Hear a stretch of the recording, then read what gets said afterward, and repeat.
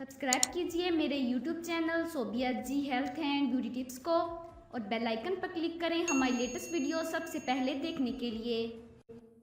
PTI रहनुमा नईम बुखारी का कहना है कि खबर है कि पीटीआई चेयरमैन इमरान खान शादी के बाद 7 वक्त की नमाज पढ़ते हैं।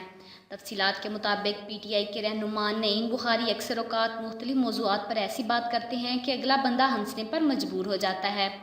नईम बुखारी का एक प्रोग्राम के दौरान गुफ्तगू करते हुए कहना था कि इमरान खान को अपनी पार्टी को नौजवान नस्ल को सामने लाना चाहिए। नईम बुखारी का मज़ाक खेज़ अंदाज में कहना था कि पाकिस्तान तहरीक इंसाफ के चेयरमैन इमरान खान शादीशुदा हैं। वो शादी से पहले 5 वक्त की नमाज़ पढ़ते थे, लेकिन वो अब 7 वक्त की नमाज़ पढ़ते हैं। जिसके फ़ौरन बाद ही नईम बुखारी ने अपनी बात बदली और कहा कि मैं इमरान खान से बहुत इश्क करता हूँ, इसलिए खान साहब मुझे माफ़ कर देना। नईम बुखारी का कहना था कि अब वो माएँ ही नहीं जो इमरान खान जैसे बच्चे पैदा करती हैं। आप एक तजर्बा करें और किसी भी हामला औरत से पूछें कि तुम्हारे घर जो बच्चा पैदा होने वाला है वो नवाज शरीफ जैसा हो, आसिफ जरदारी जैसा या इमरान खान जैसा, तो इस हामला खातून का जवाब 98% इमरान खान ही होगा।